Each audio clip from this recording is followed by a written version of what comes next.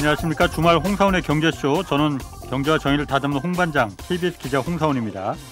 최근 미국의 고용과 물가, 소비 지표가 예상보다 강하게 나오면서 기준금리 더 올릴 수 있다 이런 전망도 나오고 있습니다. 그래서 미국 증시도 조정 압력을 좀 받고 있고요.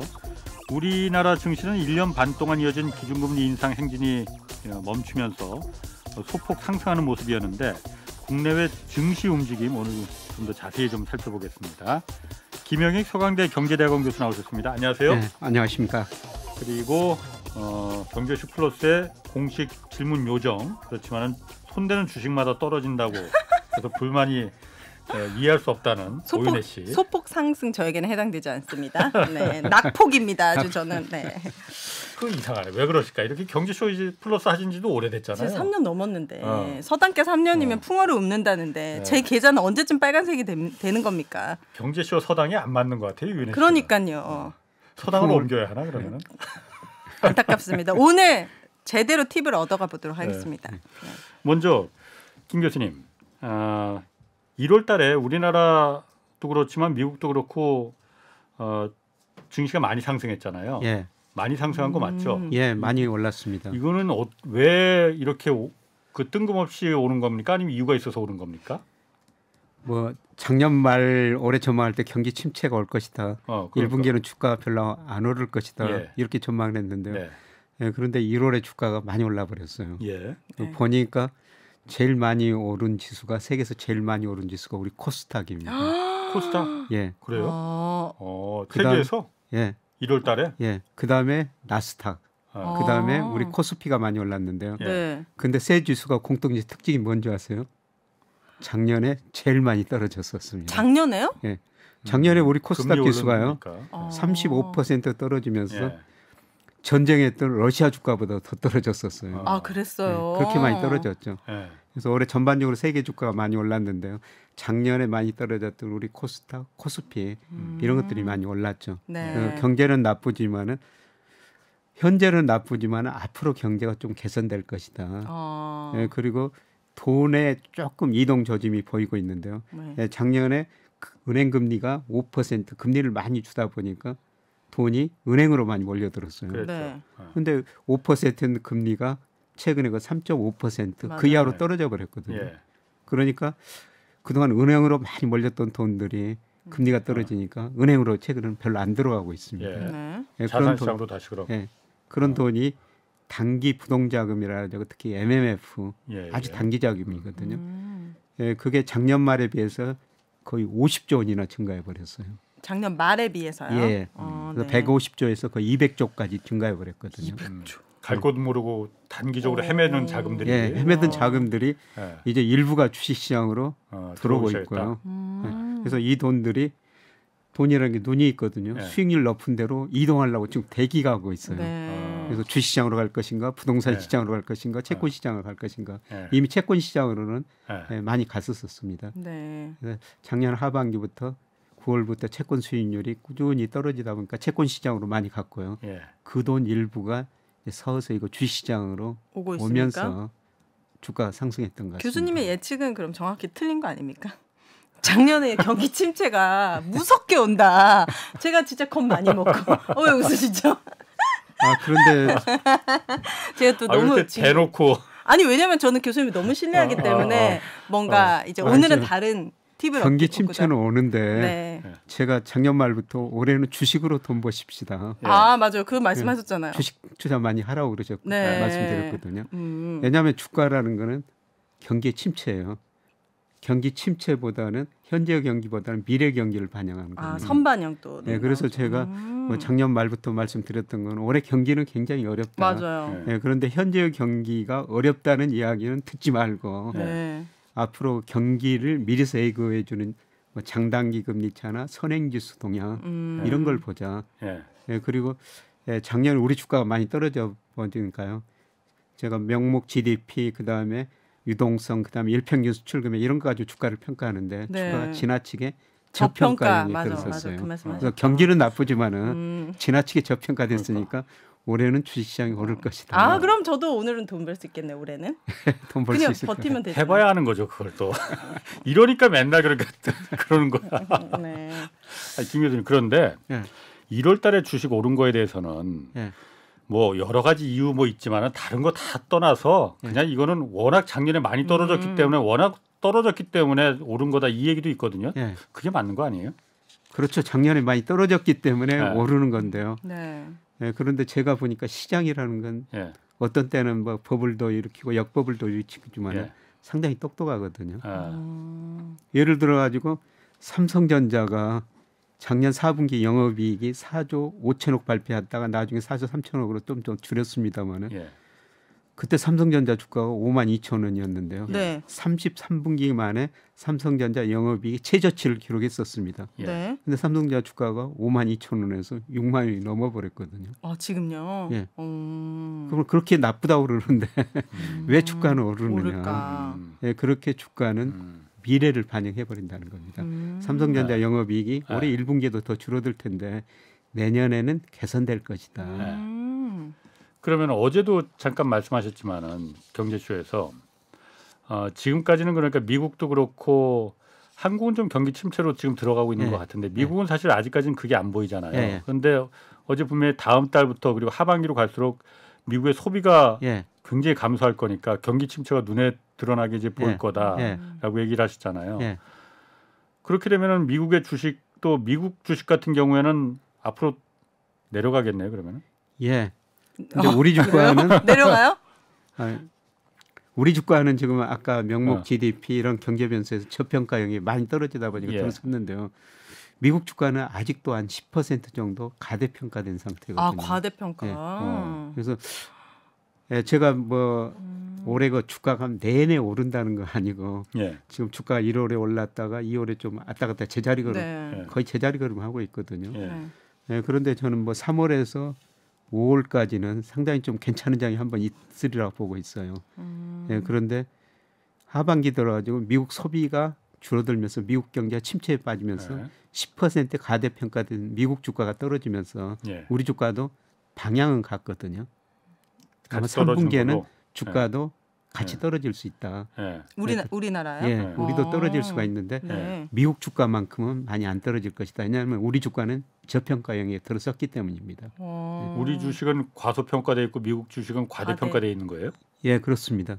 그래서 대표적으로 장기적으로 모든 나라의 주가가 명목 GDP만큼 성장하거든요. 예. 이거 한 번만 다시 알려주시면 안 돼요? 명목 GDP는 뭐였죠? 아, 교수님한테 물어보고. 계속 아는 모르겠는데 아는 척하게 너무 명목 뭐에 우리 약점이- 경제가 올해 한국은행 이거 1.6% 성장할 것이다. 네. 뭐 최근에 이렇게 전망을 해놨는데요.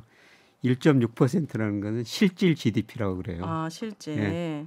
그래서 GDP라는 것은 한 나라에서 모든 경제 주체가 생산하는 부가가치 합이다 이런 식으로 뭐 정의가 되는데요. 명목 GDP는 실질 GDP에다가 물가 상승률을 더한 거예요. 그러니까 주가라는 거는 우리가 경제 성장한 것에다가 물가가 더한 만큼 상승한 만큼 그 이상으로 주가가 올라요. 그럼 이 데이터가 조금 더 현실적으로 주식 방향이랑 비슷하겠네요. 그렇죠. 장기적으로 보면은 주가가 여기를 따라갑니다.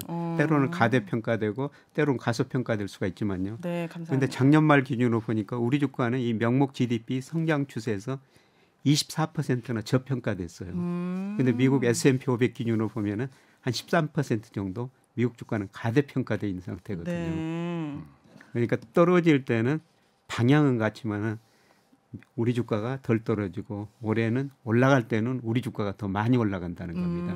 네, 네, 그게 1월부터 서서히 나타나고 있는 것 같습니다. 네, 이해됐습니다. 그럼 예를 들어서 한국 주식하고 미국 주식을 놓고 봤을 때 어느 쪽에 그럼 어느 쪽으로 가는 게 유리한 거예요? 저는 올해 미국 주식은 가감히 줄이고 우리 주식 그러니까, 하자 그러네. 말씀을 드리는데요. 네. 한국 주식이 훨씬 낫겠네. 그 얘기대로라면은. 예, 그렇습니다. 예, 그런데 아주 장기적으로 봐도 10년 주기로 미국 주가가 좋다가 우리 주가가 좋다 이런 사이클이 반복되거든요. 네. 1980년에서 89년까지는 우리 주가가 정말 좋았었어요. 그래서 네. 우리 코스피가 80년에서 89년까지 올 평균 2.0% 상승했습니다. 올 평균 2.0이라는 거는 굉장히 높은 겁니다. 계속 2%씩? 예. 네. 미국은 그때 1.1% 상승했어요. 거의 S&P 두 500이 배였네요, 미국 우리가. 대표적인 주가 지수인데요. 네. 이때 우리 주가가 왜 많이 올랐냐면은 86년, 88년에 소위 3조 호황이라는 게 있었거든요. 그렇지. 예, 전 세계적으로 미국이 유도해가지고 저유가, 저금리, 저달러, 엔강세. 그러니까 우리 수출이 크게 증가하면서요. 예. 우리 경제가 86년, 88년에 연평균 12%나 성장을 했습니다. 그래서 86년, 88년에 정말 주가 많이 올랐어요. 제가 88년 딱 꼭대기에 증권회사 들어갔거든요. 오, 네. 그때 증권회사가 그렇게 주가가 많이 오르고 뭐 임금도 많이 주고 그랬군요. 계속 보너스도 많이 주니까 증권회사 다닌 사람은 1등 신랑감이다. 그랬었죠. 그때. 1등 신랑감이셨네요, 우리 교수님이. 딱 정점에 들어가지고 네. 아, 떨어진 것만 봤습니다. 이 88 올림픽 그렇죠. 했던 88 올림픽 그 무렵이었죠. 이게 다 뭉쳐가지고 더 시너지가 났겠네요. 예, 그때 정말 주가가 많이 올랐었어요. 네. 예, 그런데 이제 90년대에 들어가지고 우리 주가는 거품이 발생했다 붕괴되고 예. 미국 주가가 정말 많이 오르거든요. 이때. 예, 90년대 중반이면 미국에서 정보통신혁명이라고 있었어요. 소위가 IT 혁명이라고 그러죠. 예, 그래서 이런 거로 모든 산업의 생산성이 증가해 버리니까 미국 기업들이 싸게 상품을 많이 생산해 버립니다. 네. 예, 그러니까 미국 경제가 성장률은 높고 물가는 낮습니다. 고성장 저물가를 동시에 달성한 거예요. 예. 일반적으로 경제 성장이 올라가면 수요가 늘으니까 물가도 올라가야 됩니다. 예. 네. 근데 미국이 높은 성장을 하면서 물가는 낮으니까 미국 사람들이 이걸 신경제다 혹은 골디락스 이코노미다. 그러면서 나스닥 시장에 95년에서 2000년까지 엄청 거품이 발생하죠. 네. 이때 미국 주가 우리 주가보다 훨씬 더 많이 오른 거예요. 그 다음에 2000년에 들어가지고 나스닥 시장에 거품이 붕괴되죠. 예. 미국 주가는 2000년에서 2009년까지요. 월평균 수익률이 마이너스 0.09%입니다. 네. 매월 주가가 떨어졌다는 거죠. 네. 근데 이때는 중국이란 나라가 2001년 세계 무역기구에 가입하면서 그렇지. 굉장히 높은 성장을 해버리니까 예. 우리는 중국 옆에 있다 보니까 예. 우리 경제도 잘 된 득을 거예요. 받네. 네, 그래서 2009년까지는 우리 주가가 미국 주가보다 훨씬 더 많이 올랐죠. 네. 예, 그런데 지난 10년은 미국 경제가 좋았었어요. 그렇죠. 예, 그래서 지난 10년은 미국 주식이 우리 주식보다 훨씬 좋았습니다. 네. 예, 그래서 주식투자 언제부터 시작하셨는지 모르겠습니다. 작년이요. 최근에 주식 투자 참여하신 분들은 네. 지난 10년 미국 주가가 오르는 것만 보고 맞아요. 미국 주식을 굉장히 많이 하셨거든요. 네. 예, 그런데 앞으로 10년은 아니라는 거죠. 자, 앞으로 10년이라는 건 뭐 작년부터 얘기하는 겁니까? 예, 작년부터 이제 2030년 정도. 30년까지는 미국 주가보다는 우리 국내. 주가가 더 많이 오를 거라는 겁니다. 네. 그만큼 미국 주가는 아직도 거품이 발생했고 꺼져야 된다는 거죠. 네. 그 10년 주기 그 사이클이 그 확실해요. 그냥 이렇게 다 맞든가요? 예, 맞습니다. 아. 예, 제가 이거를 심층제가 계속 분석하고 있는데요. 예. 네. 예, 그러면은 뭐가 이런 걸 결정하는가? 어. 그거는 달러예요. 달러? 네. 네. 달러가 강세될 때는 미국 주가가 좋았고요. 어. 달러가 약세될 때는 우리 주가가 좋았습니다. 네. 예. 근데 앞으로 10년은 달러가 약세라는 말씀이십니까? 예, 저는 그렇게 지금 보고 있거든요.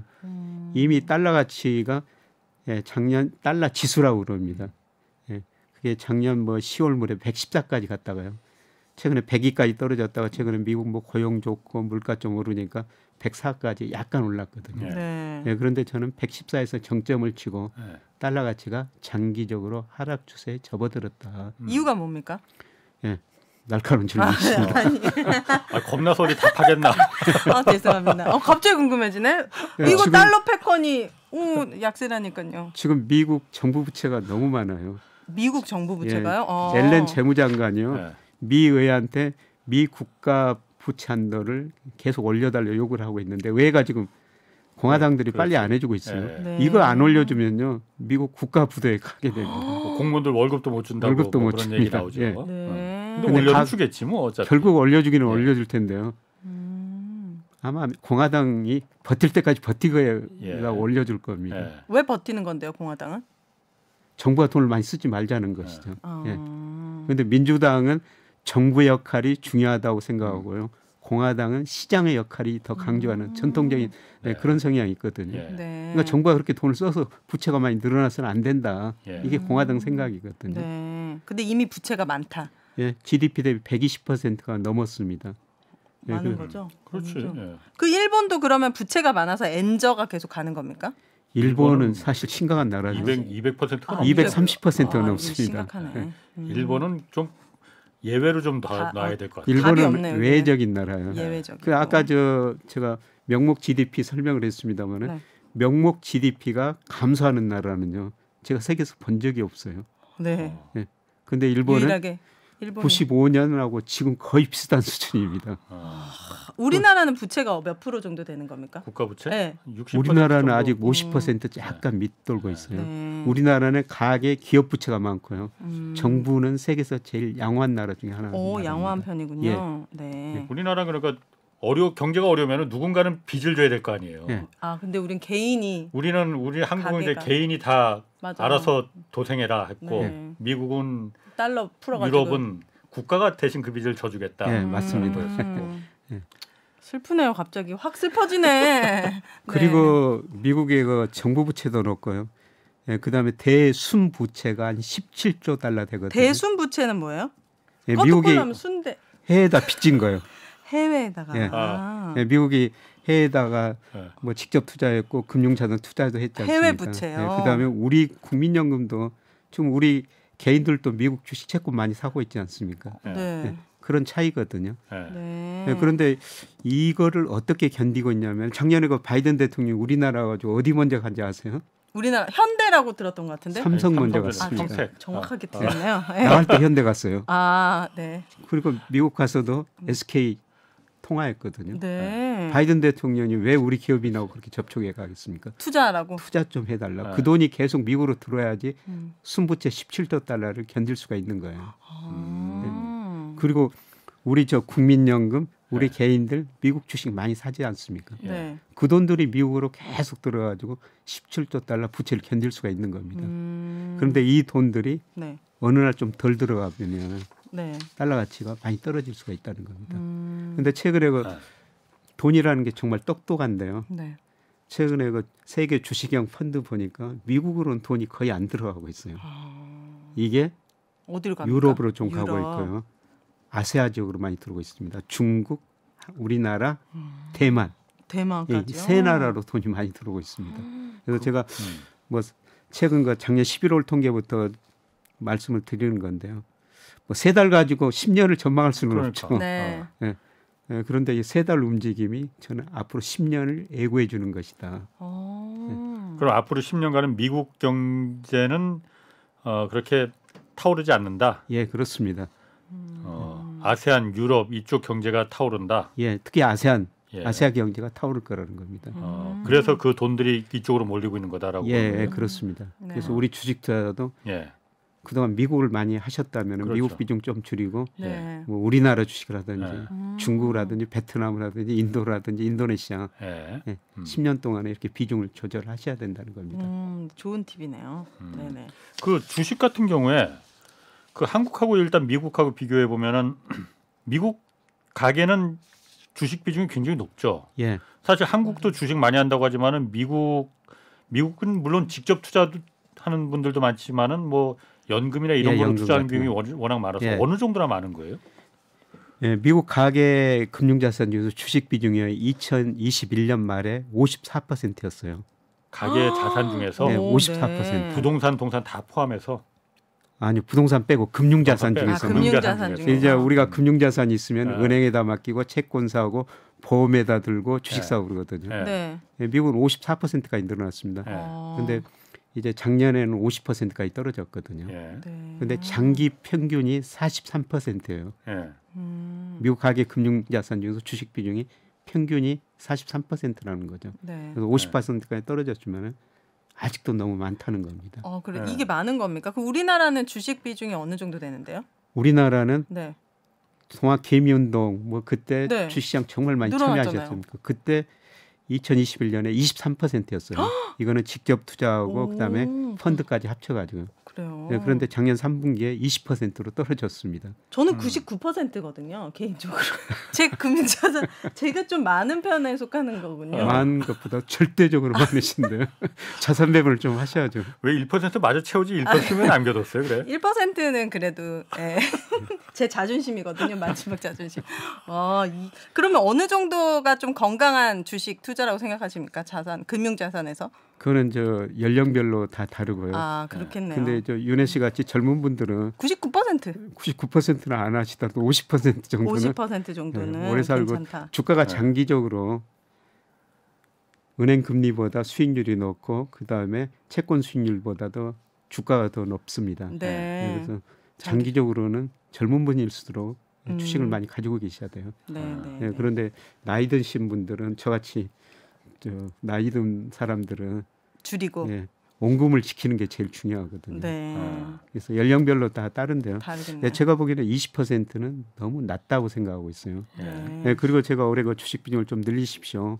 이렇게 말씀드리는 것은 우리 주가가 앞서 말씀드렸으면 명목 GDP, 일평균 수출 금액, 그다음에 유동성 이런 게서 저평가됐다는 거죠. 시간이 가면은 제자리에 가는 게 주가거든요. 네. 괜찮네. 그런데 지금 우리나라 금리가 멈췄잖아요. 높았다가 지금 다시 또 은행들 그 예금 금리나 이런 건 좀 내려가잖아요. 오히려. 내려갔던데. 내려가죠. 그래서 한때는 은행에다 예금이나 적금하는 게 지금 주식 이런 거 할 필요 없다. 그게 최고다 했는데 그렇죠. 지금은 또 거기서 또 다시 또 자산 시장으로 옮겨가고 있더라고요. 저같이 그 증권회사 다닌 사람들은 은행 예금 안 하거든요. 네. 그런데 제가 작년에 은행에다가 제 금융자산 한 13%를 은행에다 맡겼는데요. 네. 제가 생각에는 5%, 그다음에 5년짜리 4.5% 들었는데요. 우리 경제력에 비해서 그런 금리는 없다. 앞으로 오기 힘들다는 것이죠.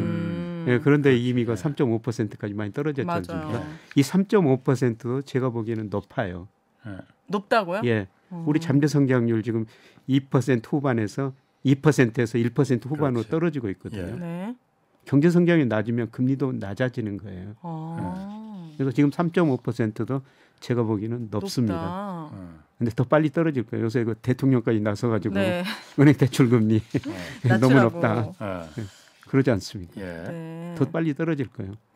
앞으로 뭐 몇 개월 후에도 가면은 또 은행 금리가 2%대로 접어들 겁니다. 그러면 물가 다시 오르지 않습니까? 이거 인플레이션 잡으려고 약간 금리 올린 것도 있잖아요. 잡힙니까? 굉장히 똑똑이셨어요. 3년.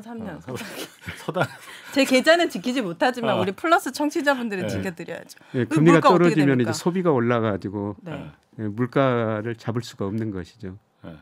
그런데 금리가 떨어지더라도 우리 가계부채가 세계에서 제일 높아요. 가계부채요. GDP 대비 105%고요. 우리나라 30대는 한 달에 100만 원을 번다면 44만 원을 금융에서 원금 갖고 이자 갚아야 돼요. 맞아요. 소비할 돈이 별로 없다는 거죠. 물론 금리가 떨어지면 그 부담이 조금 줄어드니까 소비할 돈이 늘어나기는 늘어나는데요. 이 가계부채가 워낙 높으니까 소비할 돈이 그렇게 많지는 않습니다. 그래도 그 금리를 떨어뜨리면은 소비할 돈이 늘어나긴 하지만은 물가가 그만큼 또 더 올라갈 수 있는 거잖아요. 소비가 줄어들면은 물가 상승률이 좀 낮아지거든요. 소비가 줄어드니까 금리는 낮추더라도 금리는 낮아지더라도 그리고 물가하고 금리는 같은 방향으로 움직이는데요. 그런데 금리가 선행을 합니다. 금리가 낮아지면은 물가 상승률도 낮아졌거든요. 그래서 금리 가지고 뭐 장단기 금리차하고 미래 경기 우리나라나 미국이나 예측하는데요. 금리가 굉장히 똑똑해요. 금리가 낮아지는 건 금리에는 앞으로 경제 성장률, 물가 상승률이 다 반영된 거거든요. 그래서 금리가 떨어지면은 그 금리에는 앞으로 경제 성장이 떨어질 것이다. 물가 상승률도 낮아질 것이다. 그거를 금리가 미리서 다 이야기해 주는 거예요. 그래서 우리 시장 금리가 예를 들어 작년에 우리나라 10년 국채 수익률을 정부가 발행하는 국고채라고 그러는데 그 채권 수익률이 4.6%까지 갔다가 최근에 3.2% 떨어졌다가 다시 3.6% 정도 올랐습니다만 금리가 그렇게 떨어졌다는 거는 앞으로 경제 성장률 낮아질 것이다. 작년부터 금리가 그렇게 기대한 겁니다. 실제로 지금 우리 경제 성장률 많이 낮아지고 있지 않습니까? 물가 상승률도 1월에는 좀 올랐지만은 한국은행이 이번 금통위에서 3.5% 기준금리 동결했거든요. 여러 가지 이유가 있지만은 한국은행도 한 4분기 올 연말 가면은 물가 상승률이 3% 초반 정도로 떨어질 것이다. 이런 기대를 하고 있는 것이죠. 한국은행이 근데 지난번에 한번 박종훈 기자가 KBS 박종훈 기자라고 있잖아요. 즉 후배 그런데 그 친구가 한국은행에 잠깐 있다가 KBS로 들어왔거든요. 그렇죠. 그런데 한국은행이 잘 못 맞춘다고 그러던데 원래 굉장히 보수적으로 그러니까 좀 희망 섞인 걸 많이 아무래도 그 전망할 수밖에 없기 때문에 맞추는 적이 별로 없다고 또 얘기는 하더라고요. 사실 물가 상승을 경제 성장을 예측하기가 정말 힘들죠. 예. 네. 예, 그런데 제가 한국은행 2008년부터 매년 연초 혹은 연말에 경제 성장이나 물가 상승을 전망했던 거 보면요. 예. 특히 경제 성장률은 예상했던 것보다 계속 실제가 더 낮아요. 낮은 경우가 훨씬 더 많습니다. 아무래도 좀 더 장밋빛으로 볼 수밖에 없다 이거죠. 아. 그런데 한국은행이 그게 중요한데요. 한국은행이 경제 성장을 물가 상승을 예상하고 거기에 맞게 통화 정책을 펼치거든요. 예. 네. 그런데 일본 중앙은행이 90년대 딱 그랬어요. 거품이 붕괴되는데 경제 성장률 예상 실제보다 높게 전망하고 거기에 예. 맞게 통화 정책을 펼치다 보니까 결국은 뒷북치는 통화 정책을 해가지고 일본 경제가 장기 디플레 빠졌다. 예. 네, 그 정도인데 우리는 뭐 그 정도는 아니더라도 네. 2008년 글로벌 금융위기 이후로 보니까 한국은행 전망치가 실제치가 더 낮은 경우가 훨씬 더 많습니다. 실제치가 더 낮더라. 예. 그럼 물가 상승률 전망도 그럼 실제치보다 더 낮을 예, 가능성이 낮습니다. 있어요? 예. 경제 성장이 낮으니까 물가 상승률도 낮아지는 그럼 거죠. 한국은행에서 지금 올해 하반기에 물가 상승률이 한 3점 몇 %대까지 떨어질 거다 하면은 전망이 그거니까는 그럼 실제치는 3% 아래로 좀 떨어질 수도 있겠네요. 그러면. 그렇죠. 작년에 우리 소비자 물가 5.1%, 올해 한국은행이 3.5% 예상하는데요. 예. 뭐 저는 그것보다 더 낮을 거로 보고 있습니다. 지금 그렇게- 한국은행이 예. 작년 8월, 11월, 그 다음에 올 2월 예. 3개월마다 경제 전망을 수정하거든요. 수정할 때마다 경제 성장률로 물가 상승률 전망치를 똑같이 0.1% 포인트 세 번에 걸쳐서 계속 낮추고 그렇죠. 있어요. 예. 아마 다음도 또 5월 달에 할 텐데요. 예. 네. 5월 달에 제가 보기에는 또 경제 성장률, 물가 상승률 낮아요. 더 낮출 것 같습니다. 성장률을 더 낮춘다고 예. 지금보다도요. 예, 그렇습니다. 그럼 침체되는 거 아니에요? 우리나라가? 침체지. 침체군요. 예. 예. 이미 침체에 들어갔다고 봐야 예, 되는 거예요. 작년 그 예. 4분기 우리 경제 성장률이 전분기 대비 마이너스 0.3%였거든요.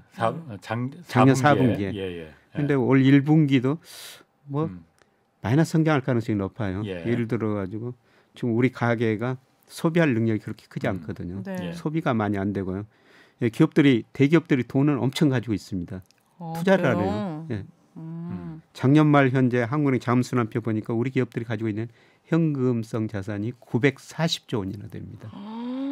그렇게 돈을 많이 가지고 있다는 거는 투자를 안 하고 있다는 거죠. 예, 가장 중요한 게 수출이에요. 예. 예, 수출이 작년 9월까지는 증가하다가 10월부터 감소세로 전환됐고요. 올 1월 달에는 수출이 전년 동월 대비 한 16% 정도 감소하고 있어요. 네. 그러니까 GDP를 구성하는 소비 별로 안 좋지 투자 감소하지 수출이 감소하니까 네. 뭐 우리 경제가 사실상 침체에 침체가 빠진 거죠. 빠졌다. 그럼 침체에서 그 침체를 좀 벗어나려면은 그 기업들이 갖고 있는 그 현금성 자산을 어떻게든 좀 끄집어낼 수 있게 그래서 그 투자로 돌릴 수 있게끔 하는 방법이 그게 바로 정책이잖아요. 그렇죠. 정책이잖아요. 예. 그래서 지금 정부에서도 그래서 뭐 법인세 깎아줄 테니까 예. 그거 좀 써라. 예. 이제 그런 당근을 이제 꺼내든 거잖아요. 예. 어떻게 해야지 그게 좀 그 기업들이 네. 그 돈을 900 몇십 조를 꺼낼 수 있다고 보십니까? 어떤 정책이 있어야만이? 정책으로는 해결될 수 있는 문제가 아닙니다. 기업들이 미래에 대한 기대를 희망을 가지고 있어야 되거든요. 예. 그런데 저는 최근에 정말 놀라운 게 한국은행에서 기업 경기 실수화 지수를 발표하거든요. 뭐 어떤 거 실사? 기업 경기 실수화 지수. 한국은행에서 가게한테도 소비 심리를 작성해서 물어봐가지고요. 네. 경기가 좋아질 거냐 나빠질 거냐 심리 지수를 발표하는데요. 네. 기업한테도 좋냐 나쁘냐 물어보거든요. 예. 예, 그런데 지난 2월 통계가 얼마 전에 발표됐지만은 우리 대기업 실사 지수가요 중소기업보다 더 낮아졌습니다. 대기업들이 별로 안 좋아질 거라고 생각한다. 예. 스스로가. 이거는 거의 없는 경우거든요. 극도로 경기가 침체에 빠질 때나 잠시 있는 현상이에요. 그리고 대기업들이 예, 대기업 기업 경기 실사 지수가 예. 61로요. 중소기업 65보다 더 네. 낮아졌다니까요. 왜 그러는 이게 거예요? 100 기준인데 네. 100 밑으로 가면 대기업 경기가 그만큼 안 좋다는 거죠. 아 실제로. 네. 그리고 또 중요한 게 그동안 우리가 수출이 잘 돼가지고요. 수출 기업 심리 지수가 실사 지수가 내수기업보다 더 높았었어요. 근데 2월 통계 보니까요. 수출기업, 내수기업보다 수출기업 심리지수, 실사지수가 더 낮아져 버렸습니다. 수출 기업들이 더 안 좋을 거라고 생각하는 그렇죠. 거죠, 그만큼 지금 이거죠. 세계 경제 안 좋고 수출이 나쁘다는 거예요. 어. 이거는 과거에서 평균적으로 볼 수 없는 일들이 나타나고 있거든요. 그만큼 대기업 심리가 악화되니까 기업들이 투자를 안 하고 있는 거죠. 그래서, 그럼 어떻게 돌려야 되는 거예요? 그래서 세계 경제가 좋아진다. 아니 그거야 우리 힘으로 할 수 있는 건 아니고. 그렇죠. 그러니까 정책으로 어떻게 좀 그 보완할 수 있는 방법이 있을 거 아니에요. 네, 그래서 우리 정부가 뭐 기업들 법인세 인하해주고 그다음에 반도체 같은 데는 세액 특별히 공제해주고. 세액 공제를 더 많이 해주고 있지 않습니까? 네. 네, 그런데 삼성전자는 투자 많이 하고 있어요. 그러니까 삼성전자도 네. 뭐 지금 그 반도체 기업들도 지금 돈이 없어서 투자를 안 하는 게 아니잖아요. 네. 세금 깎아준다고 그럼 합니까 그러면은? 세금 가지고는 별로 영향을 안 줍니다. 음. 결국은 앞으로 좋아질 것 같다. 예. 그런 기대가 있어야지 기업이 투자를 한다는 겁니다. 네. 근데 그거는 좀 시간이 걸릴 거라는 그럼 거죠. 괜히 깎아줬네요 법인세를. 당근을 먹튀하게 만들면 안 되는 거 아닙니까? 네, 차라리 그 돈을 다른 데다 써야지. 법인세 반도체 특별 세액 공제 해줬으니까 네. 그냥 압박하는 거죠. 세금 깎아줬으니까 네. 빨리 해라. 네. 근데 기업 입장에서는 이익이 날 것으로 기대돼야지 투자를 한다는 그러겠죠 것이죠. 그 사람들은. 아니 과거에 예전에 그래서 그 환류세제라고 있었잖아요. 그러니까 기업소득 한류세제 박근혜 정부 때 2015년 17년짜리 했던 환류세제. 겁니다. 그 쌓아놓은 자금 기업들이 쌓아놓은 네. 그 현금성 자산이고 네. 쌓아놓지 말고 빨리 풀어라 안 그러면 이거 세금으로다가 뭐 네. 몇 %는 떼어가겠다라고 해서 오. 강제로 그러니까 풀게끔 했었잖아요. 네. 그건 지금은 없어졌죠 지금은. 이게 없어졌죠. 그게 2015년에서 2017년까지 네. 한시적으로 실시했던 그 효과가 거거든요. 있었습니까? 효과가 좀 있긴 있었어요. 오. 그래서 그때 당시 우리 정부가 기업들한테 임금 올려달라, 예. 고용 투자 늘려달라, 그렇지. 네. 아니면 배당금 늘려달라. 네. 이 세 가지를 요구했거든요. 예. 그걸 안 하면은 법인세를 더 많이 걷어버리겠다. 예, 그런데 효과가 좀 있었고요. 예. 그다음에 특히 가장 큰 효과가 배당금이 많이 올라갔어요. 아 그래요. 아, 배당으로 다 돌렸구나. 예, 배당으로 임금 돌렸습니다. 올려주는 것보단 배당으로 배당으로 나가는 게 많이 낫다 돌렸습니다. 차라리. 그래서 우리 그 뭐 그렇다 배당 하더라도. 성향이라고 그러는데요. 배당 성향이라는 게 뭐냐면 기업 순이익 중에서 배당금을 얼마나 주느냐. 예. 그 이전에 평균 한 17% 정도 됐어요. 예. 예, 그런데 그 이후로 기업에 따라서지만 일부 기업 30% 이상을 주고요. 아 그래요. 20% 이상으로 훨씬 올라가 버렸거든요. 아니 우리 기업들이 주주들한테 배당 성향이 워낙 낮으니까 네. 그거라도 올려줘서 세금 덜 걷어가게 하는 방법으로 다 배당 올려주는 건 그래도 긍정적인 거 아니에요? 긍정적이죠. 그럼 당근보다 그러다 채찍이 보니까 더 맞는 거 주가도 더 아니에요? 오르고요. 기업한테는? 우리 주가가 세계에서 저평가됐다고 그러는데요. 뭐 지배 구조가 예. 별로다. 그다음에 네. 배당성이 낮다. 북한 리스크다. 예. 뭐 이런 거 있는데요. 그 배당성이 그때 올라가면서 우리 주가가 한 단계 더 야갈 수가 있었죠. 그래서 2020년에 주가가 뭐 돈을 많이 풀어서도 올랐지만 배당. 예, 그것도 주가 역할을 2020년에 했군요. 큰 상승의 한 요인이 됐죠. 그럼 그 환류 세제를 지금 다시 좀 도입하면 안 돼요? 도입하기는 해야 될 것 같아요. 왜 갑자기 그런데- 자신이 없어지시네. 아니 그냥 지금 궁금해서 물어보는 거예요. 네. 그게 뭐 그 정책의 환류 세제 정책이 네. 약간 좀 강제적인 좀 그런 부분도 있는 것 같긴 해요. 네. 그렇지만은 그게 어쨌든 전체 기업도 요즘 또 기업의 사회적인 책임을 많이 말하니까. 예, 예. 또 과거에 효과도 있었으니 어. 당근보다는 채찍으로. 예. 근데 그때보다는 지금 올해는 기업 이익이 지금 많이 줄어들고 있거든요. 어쨌든 재작년에는 네. 엄청 벌었잖아요. 엄청 돈을 벌었죠. 엄청 벌었잖아요. 쌓아두는 게 900조까지 예, 거의 940조 1000조까지 있으니까. 올라갔다면서. 예. 그 돈을 지금 투자로 활용해야 되죠. 예. 네. 웃으시면 안 되고요. 강하게 예, 환류세제. 그런 제도도 지금 고려할 시기라고 보고 있습니다. 환류세제 그 필요하다. 그 제도 그러니까 다시 예. 그때 왜 그걸 상시적으로 안 하고 그냥 딱 한시적으로만 운영하겠다 이렇게 했던 거였죠? 좀 자신이 없었나요? 그러면 그 부작용이나 이런 부분에 대해서? 뭐 시장에 지나치게 개입한다는 정부가 뭐 개입한다는 그건 그렇다. 예, 생각이 들었겠죠. 그런 부분. 그런데 어쨌든 그게 뭐 주시장에서는 상당히 효과가 있었습니다. 네. 그럼 주식으로 다시 돌아가서 지금 김 교수님 말은 올해는 이제 그 예금보다는 주식으로 가는 게 답이고 예. 네. 미국 주식보다는 한국 주식이나 이런 아세아권의 아세안. 주식이 답이다라고 예. 그때 말하셨잖아요. 예. 좀 그래도 조금 더 거기서 한 단계 좀 구체적으로 들어가서 어떤 종목이 좀 그럼 더 그 들어갈 때 들어가더라도 어떤 종목이 더 좋을까? 이게 좀 중요한 것 같거든요. 저는 뭐 제일 우선 이거 2차 전지라고 생각해요. 네, 지금 2차 최근에 배터리. 너무 많이 올라버렸죠. 네, 지금 많이 올랐는데 뭐 전 세계 그 전기차 시장 침투율, 전기차 비중이 이제 10%, 전 세계 평균이 이제 10% 넘었거든요. 예. 결국은 전기차로 다 가야 되죠. 네. 나머지 90%가 전기차로 다 가야 된다는 예, 겁니다. 네. 예. 엄청나게 수요 늘어나죠. 음. 예, 그런데 2차 전지는 우리나라가 세계에서 제일 잘 만들어요. 아 진짜요? 예. 2차 전지가 정확히 뭐예요?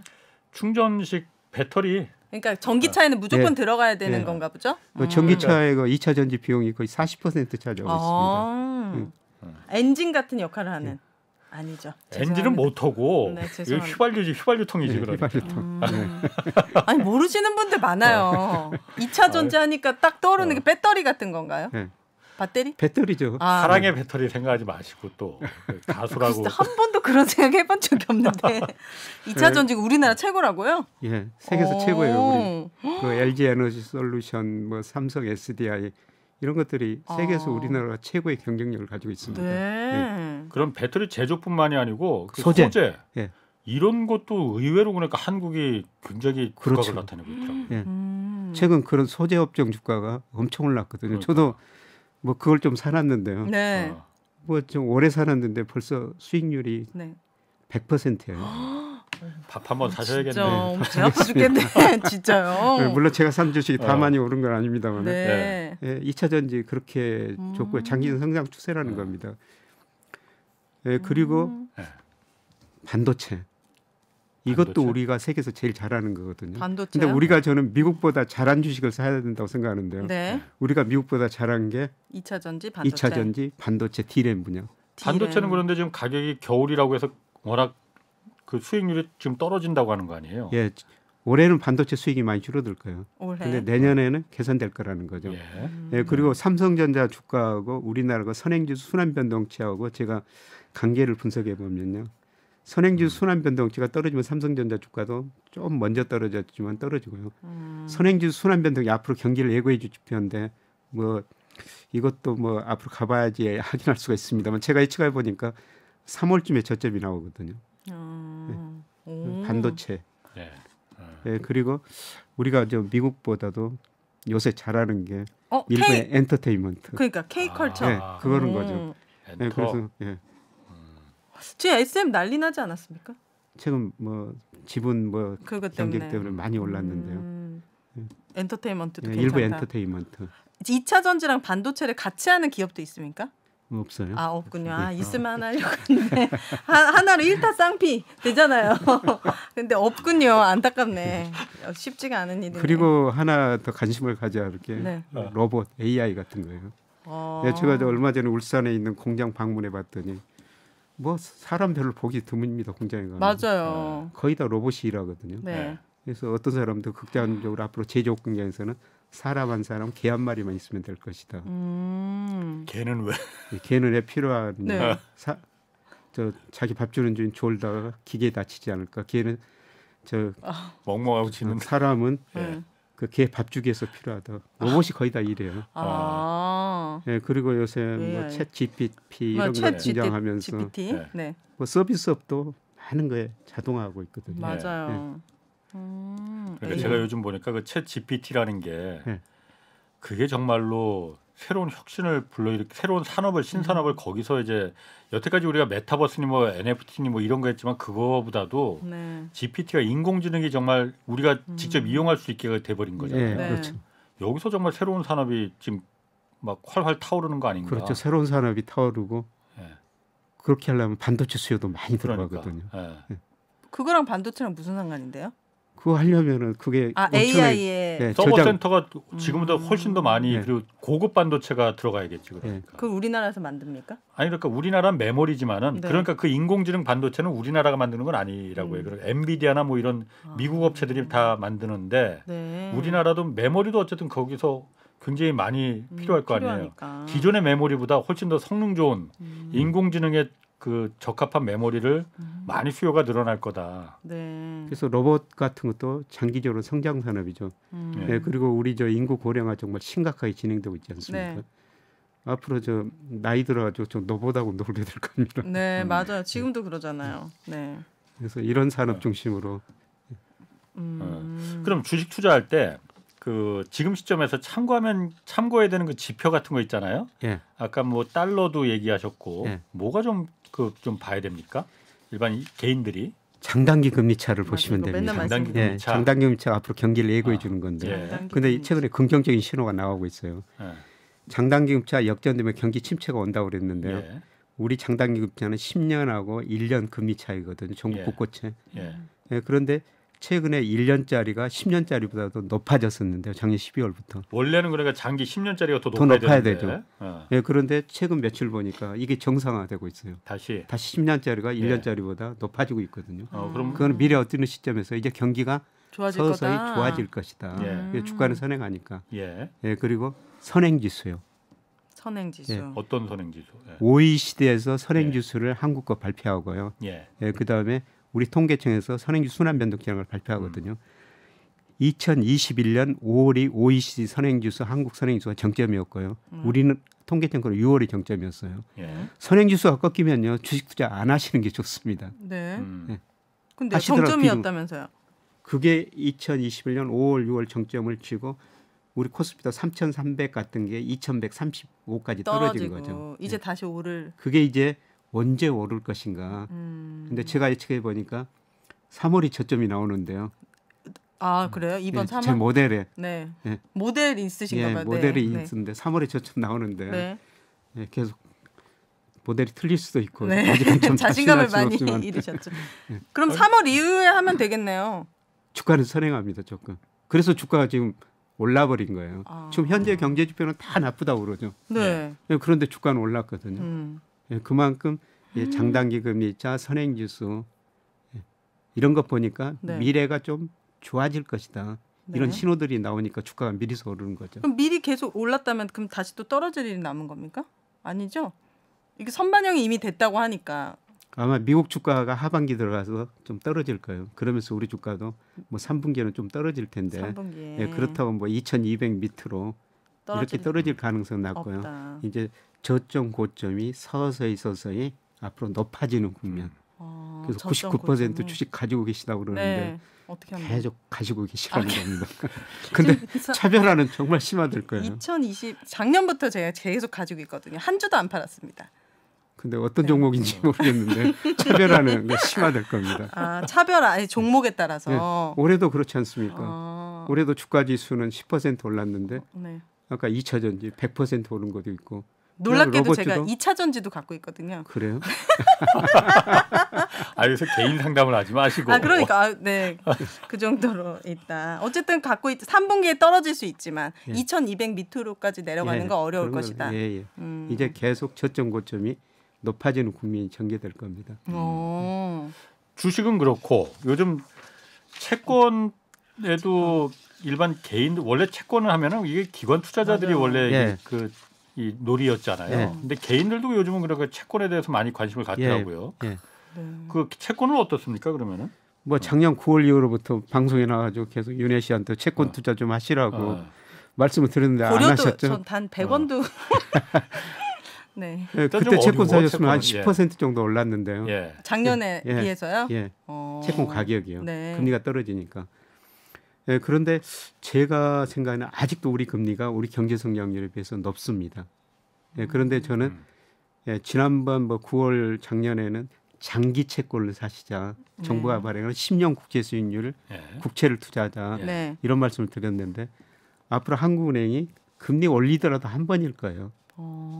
그러면 이제 단기 채권이 더 많이 떨어지게 되거든요. 떨어진다고요, 예. 단기가? 네. 수익률이. 아, 네. 그러면 지금은 뭐 10년짜리보다도 3년짜리 채권을 더 사시는 게 좋을 것 같습니다. 이게 김영익 교수님 때문에 채권 투자가 시작된 것 같아요. 진짜 왜요, 또? 채권을 거의 맨날 말씀하시니까 그죠? 아, 역할을 진짜 크게 하셨어요. 안정적이면서 예, 수익이 채권 나는. 투자를 꼭 하셔야 됩니다. 우리가 저 국채를 사면요. 우리가 가장 중요한 게 젊은 분이고 나이 드신 분이고 원금을 지켜야 되거든요. 예. 그래야 투자할 돈이 안정적이지 있죠. 국채는. 네. 근데 국채는 만기가 되면은 네. 원금도 나오고 이자도 나와요. 네. 원금은 최소한 근데 왜 이렇게 사기가 쉽지? 채권 사면은 수익률이 좀 아무래도 굉장히 지루해요. 그렇지. 지루하죠. 네. 수익률이 거의 변동이 없고요. 네. 주식하시는 분들은 채권 못 하십니다. 네. 제 성향에는 안 맞아요. 1%로 그럼 그 채권 하시면 되겠네. 아니 우리 가계 자산 중에서 채권 비중이 실제로 2%밖에 안 됩니다. 그죠? 잘 없죠. 너무 낮아요. 그럼 국채 말고 예. 회사채도 있잖아요. 예. 회사채는 어떻습니까? 그건 아무래도 회사채도 조금 더 그 좀 있어요? 위험성이 좀 있는 거 아니에요? 위험성이 있죠. 예. 예, 그런데 회사채는 적극적으로 투자하는 시기는 아닌 것 같아요. 올해 경제가 나빠지니까요. 예. 아마 그 신용 평가 회사들이 회사채 발행해서 회사 신용 등급을 주거든요. 네. 예. 근데 예. 경제가 나빠지니까 신용 등급을 계속 낮추고 있어요. 예. 음. 예. 근데 어떤 회사가 AA 마이너스였다. 그러면은 뭐 수익률이 뭐 4% 안팎인데 근데 이 회사 신용 등급을 떨어뜨리면요. 네. 그 수익률이 갑자기 올라가 버릴 수가 있어요. 뭐 채권은 10% 이렇게 막. 급락해 버릴 수가 예. 있죠. 어. 예, 그러니까 지금 채권 회사채 투자하는 거는 조금 위험하기는 한데요. 위험하네. 그러니까 제가 그 부분을 좀 이해를 못 하겠어요. 이해를 못 한다기보다도 그러니까 신용 등급이 떨어지면은 예. 수익률이 그러니까 금리가 5%였던 게 한 10% 이렇게 올라간 거잖아요. 예. 그러면 그 회사채 가격 자체는 떨어지는 거란 말이에요. 예. 그러니까 그런 면에서 이걸 갖다가 지금 사면은 오히려 떨어질 것 회사채 가격이 떨어지니까 예. 시세 차익을 못 본다. 예. 그래서 여기는 아니다라고 하지만은 예. 그 대신 나중에 계속 갖고 있으면 만기 때 예. 5% 이자를 주던 게 10%를 주니까 아닙니다. 그 아니에요? 5% 그때 살 때 네. 그때 살 때 그렇지. 그때 이자로 결정이 처음에 되거든요. 살 때 약정한 그 이자로 받으니까 예, 그렇습니다. 변하는 게 아니니까. 예, 편한 게. 그래서 그러니까 지금은 회사채가 좀 위험하다. 예.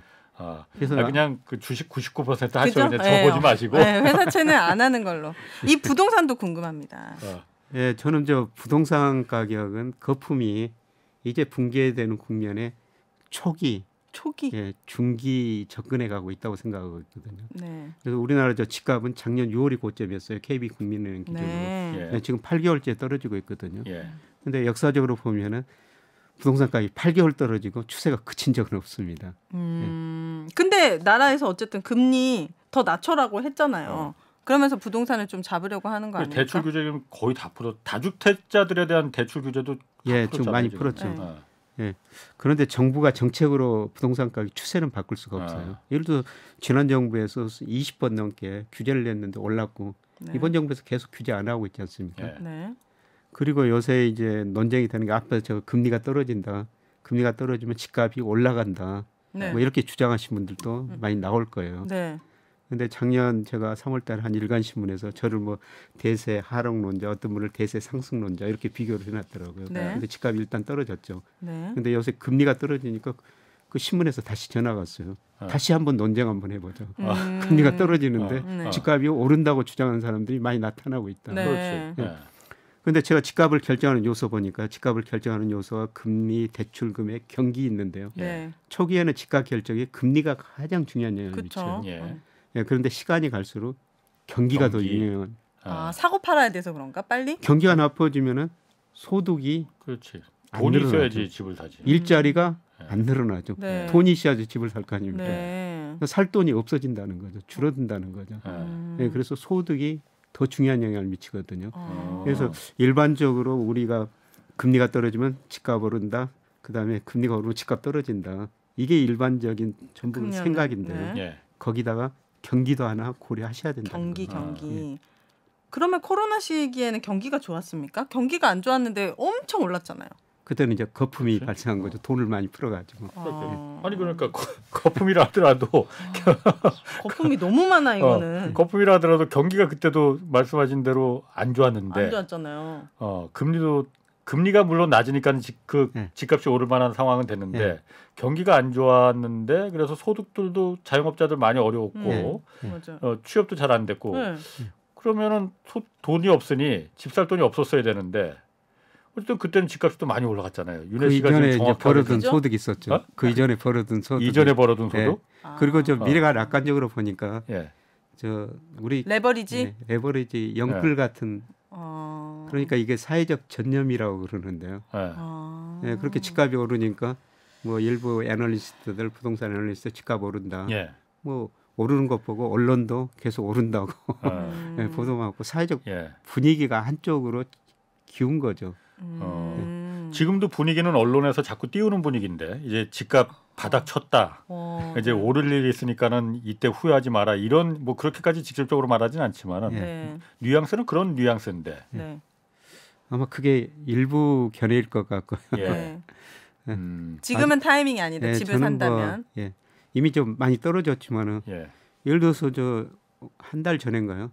국토교통부 장관이 한 신문하고 인터뷰하면서 예. 집값 30-40% 떨어져야 된다. 아, 그 초기엔 그랬었죠. 작년에. 장관이. 예. 요새는 그런 이야기 좀 안 하고 있습니다만. 네. 지금 사실 그 말하고는 정책 나오는 거는 반대지 그러니까. 예. 집값이 올랐으니까 이제 연착륙을 시켜야 된다는 거죠. 근데 예. 자산 가격은 늘 말씀드리지만 연착륙이라는 게 없다는 거죠. 올라갈 때는 펀더멘털 가대평가하고 떨어질 때는 가수평가한다는 겁니다. 예. 네. 예, 그런데 대표적으로 그 PIR이라고 그러는데 네. 소득에 비해서 집값이 얼마나 높은가. 예. 서울 중간가구 기준으로 하면요. 2021년에 19배였어요. 그러니까 2021년 말에 서울 중간가구 소득을 가진 분들이 중간에 있는 집을 사기 네. 위해서는 19년 동안 와, 한 푼도 안 한 쓰고. 푼도 안 네. 쓰고 저축해야 네. 된다는 거죠. 예. 그런데 그게 작년 9월 말 보니까 17.7배로 떨어졌어요. 그런데 2008년 이후로 장기 평균 12배입니다. 지금도 과거 평균에 비해서 훨씬 높다는 거죠. 과거 평균은 몇 배였는데요? 12배, 과거가 12배. 아, 네. 그러면은 그게 낮아지기 위해서는 부모에 있는 소득이 증가하든지 네. 집값이 떨어져야 된다는 거죠. 네. 물론 소득이 좀 증가하기는 할 거예요. 예. 근데 우리 경기가 나쁘니까 소득 많이 안 늘어날 겁니다. 결국은 집값이 더 떨어져야 된다는 집값이. 겁니다. 어쨌든 소득은 경기는 안 좋아서 소득은 안 좋다 하더라도 기준금리지 이제 거의 동결 어제도 말씀하셨고 이제 동결 수준에 들어갔으니까 예. 이 부분은 그래도 부동산 시장을 반전시킬 수 있는 그 동의는 되지 그 별로 그렇게 영향 못 미쳐요 금리가 저는 하락폭을 좀 축소시킬 것이다. 네, 축소시키는 정도로. 예, 그 정도라고 생각해 보고요. 어. 그러니까 주가가 저평가돼서 제가 오른다고 말씀을 드렸는데 네. 부동산 가격은 지금과 아까 소득에 비해서 물가에 비해서도 너무 많이 올랐고요. 예. 예, 그다음에 월세 지수 가지고 장기 부동산 시장 집값 적정 수준을 평가하는데요. 그거로 평가해도 아직도 집값이 한 20% 정도 가대평가돼 있어요. 이게 해소돼야 된다는 겁니다. 네. 알겠습니다. 아, 오늘 아주 그냥 윤혜 씨 99% 성공하길 바라고 여러분의 투자도 장밋빛이길 바랍니다. 두 분 고맙습니다. 김영익 서강대 경제대학원 교수 그리고 오윤혜 씨였습니다. 자, 홍사원의 경제쇼 플러스 오늘 여기서 마치겠습니다. 고맙습니다.